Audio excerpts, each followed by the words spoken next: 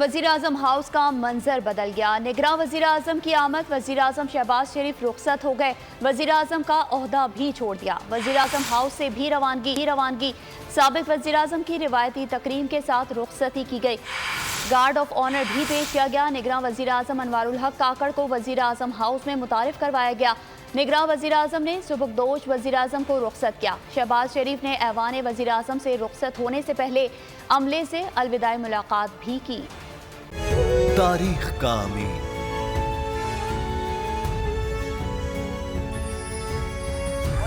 आजादी की अलामत,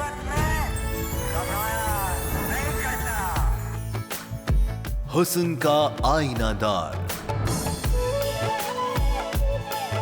फिक्रो नजरिए की अक्कास, सरफराजी का गवाह, यानी हम सबका निगहबान पाकिस्तान।